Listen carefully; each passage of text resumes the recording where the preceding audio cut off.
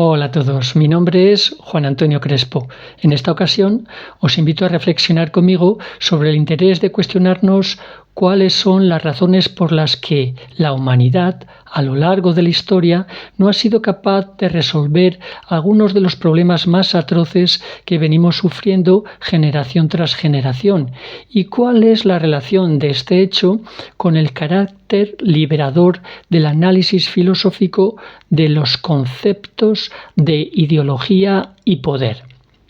Te planteo los siguientes casos en los que un importante número de la ciudadanía afectada reconoce como normal y colabora con situaciones injustas evidentes que les perjudican, pero que ellos interpretan como hechos naturales, lógicos, aceptables, lo que les lleva a respaldar a las autoridades que promueven y legitiman ese orden social en el que viven dichos ciudadanos. Por ejemplo, en los periodos en que la esclavitud era legal, te planteo,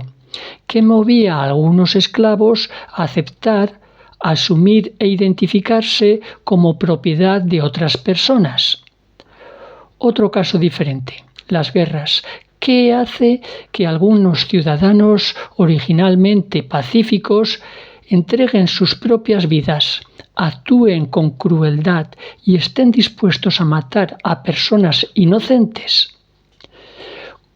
Como sucede en los conflictos abiertos por los gobiernos de Putin contra la ciudadanía de Ucrania y en el gobierno de Netanyahu contra los ciudadanos de Palestina. En otro ámbito, ¿qué hace que millones de personas, entre ellas muchas mujeres, colaboren con la discriminación legal establecida en sus países contra las mujeres, como sucede en Afganistán o en Irán, por ejemplo? ¿O qué hace que grupos de personas acepten ser sometidas a una vida humillante de servidumbre y pobreza, generación tras generación, por considerarse parias o intocables, como sucede según el sistema de castas que sostienen las creencias hindúes tradicionales? Reflexionar sobre los conceptos de ideología y poder, como han hecho algunos autores como Marx, Mannheim, Gramsci, Althusser o Foucault, entre muchos otros, puede ayudarnos a comprender por qué actuamos como lo hacemos en contra de nuestro propio interés. Y de esta manera podemos poner los medios para evitarlo. Simplificando mucho, podemos distinguir dos formas de interpretar el concepto de ideología y nos vamos a extender un poco más en la segunda. En primer lugar, el concepto de ideología se entiende como conjunto de ideas que caracteriza la forma de pensar, la mentalidad, cultura de una persona o agrupación en una circunstancia histórica determinada. Así, podemos hablar de diferentes tipos como las ideologías liberales, totalitarias, feministas, cristianas, etc. Y en segundo lugar, y es el sentido de ideología en el que me quiero centrar, me refiero a ideología como falsa conciencia, o con otras palabras, como engaño o fraude, que debemos relacionar con el conjunto de ideas, actitudes, valores, simbología, creencias, costumbres y todo aquello conectado con el ámbito cultural que hemos adquirido por educación en el proceso de socialización, esto es, en la familia, la escuela, los medios de comunicación y en la interacción con otras personas e instituciones. Todo ello se trata de un amplio conglomerado de elementos que nos permiten desarrollar una forma de entender la realidad y de interactuar con dicha realidad, especialmente desde la dimensión política. Nos ayuda a adquirir una identidad como ciudadanos y a integrarnos actuando en la dinámica de la sociedad o Estado a base de reconocer sus instituciones y aceptar las leyes que lo respaldan. Para reconocer en el bagaje cultural el engaño que caracteriza a la ideología como falsa conciencia, es clave identificar en el trasfondo de las normas legales como en el de las pautas que respaldan las costumbres, creencias, símbolos e ideas existentes 4 de las características propias de la ideología como falsa conciencia. Una, se trata de una mentalidad cohesionada, con una coherencia interna que le da cierta lógica a pesar de sus contradicciones, que contiene y proporciona unidad entre la ciudadanía dentro del Estado o de la comunidad. La segunda característica se apoya en una mentalidad política, un orden legal, unas costumbres populares que reconocen y promueven los privilegios y superioridad de quienes gobiernan y sostienen el poder hegemónico y autoridad frente a los gobernados, que reconocen su situación de inferioridad y sometimiento al poder dominante. Así, este tipo de ideología cumple la función social de promover el poder político del grupo hegemónico, favoreciendo que se mantenga en el poder. Tercera, este tipo de ideología, como falsa conciencia, tiende a interpretar sus ideas, creencias, actitudes, valores como realidades más o menos objetivas, generales, naturales, desde perspectivas etnocéntricas, en las que los individuos analizan la realidad de acuerdo a los parámetros de su propia cultura y mentalidad. Haciendo esto, los ciudadanos ignoran o rechazan el hecho de que su comportamiento y mentalidad es, en gran parte, resultado de sus propias circunstancias. Cuarta, y esta es la característica esencial que yo deseo destacar en esta argumentación, se refiere al hecho de que este tipo de ideología representa un engaño, un fraude, en el que las estructuras de poder hegemónico, representado por las élites de poder político, económico y religioso, manipulan la interpretación que realizan de la organización y relaciones sociales que impulsan para defender sus intereses egoístas como grupo de poder. Ocultan su prioridad de mantenerse en el poder, presentando dicha mentalidad, cultura e interpretación de la realidad como la única veraz, imparcial y la mejor para la sociedad o la ciudadanía en su conjunto. Presenta las estructuras de poder, los gobiernos, leyes e instituciones como medios para promover los intereses generales de la sociedad, pero, en realidad, su objetivo prioritario es utilizar todos los recursos a su alcance para consolidar y mantenerse en el poder, subordinando o ignorando los intereses de la ciudadanía. Es desde esta dinámica de la ideología como falsa conciencia, como engaño, que podemos llegar a comprender, no a justificar, fenómenos como los que mencionábamos al comienzo, relacionados con la incapacidad de acabar con los problemas más graves que arrastra la humanidad a lo largo de la historia, en parte debido a que una porción de la sociedad civil sigue colaborando y aceptando como normal fenómenos atroces como la esclavitud, las guerras y la discriminación.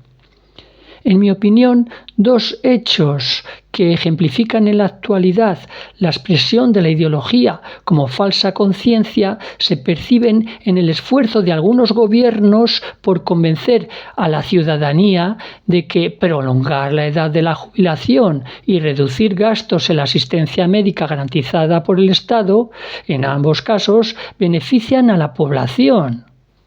De esta forma, maquillan sus políticas de progresivo empobrecimiento de los derechos básicos y esenciales de la población, presentándolas como discursos propagandísticos que nos hacen ver que promueven la riqueza o el bienestar general.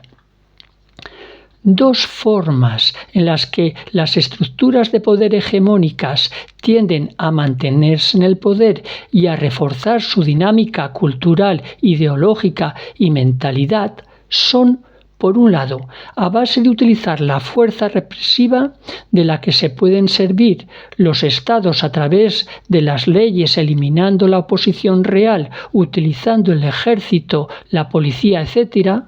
como es el caso de aquellos gobiernos que condenan y encarcelan arbitrariamente a disidentes y a la oposición política e ideológica, y la segunda forma, que es aquella en la que las élites que sostienen el poder manipulan a la sociedad, fomentando una ideología maquillada que oculta sus intenciones reales y que aparenta defender los intereses de la población cuando solo respalda los intereses de quienes detentan el poder. Esta ideología como falsa conciencia se fomenta consolidando una opinión pública a favor del orden y cultura establecidos, a base de propagar costumbres, valores, ideas, simbolismos, estereotipos, ilusiones, objetivos, modelos de comportamiento y necesidades que acaban motivando a la ciudadanía a reconocer como aceptable lo inaceptable y lo circunstancial como normal.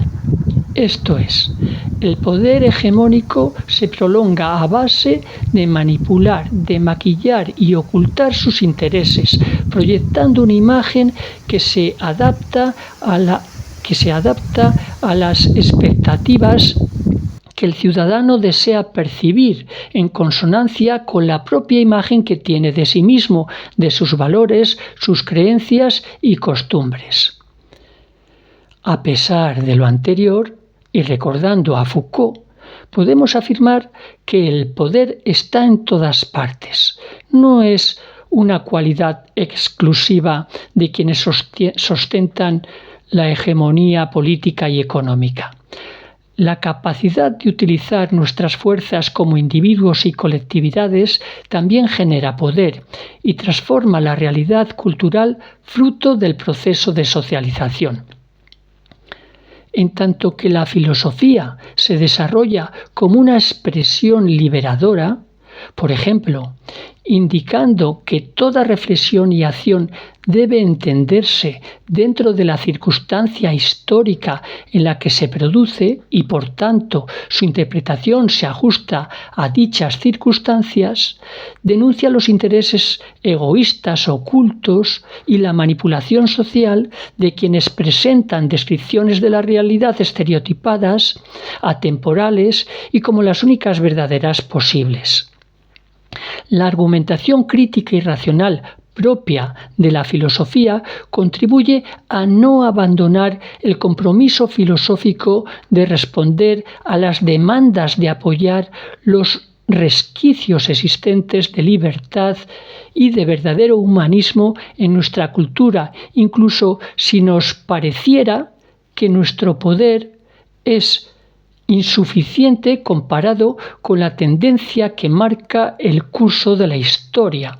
Digo esto parafraseando una idea que Theodor Adorno y Max Horkheimer escriben en el prefacio de 1969 en su obra Dialéctica de la Ilustración. Para terminar, te presento una afirmación de Rossi Landi, extraída de su obra Ideología, que afirma que todo discurso o práctica social responden a una situación histórico-social determinada, que conlleva una ideología como falsa conciencia adherida. ¿Estás de acuerdo con esta afirmación? ¿Piensas que este vídeo también contiene una carga de ideología como falsa conciencia adherida? ¿Hasta qué punto no reproduzco yo mismo los intereses ocultos del poder hegemónico en la actualidad en los vídeos que creo? Te invito a que dejes un comentario y expreses tu opinión. Gracias por escucharme. Espero que este vídeo te haya parecido interesante. En el próximo trataremos de un nuevo tema que conecte pensamiento y acción. Hasta entonces, disfruta de la filosofía.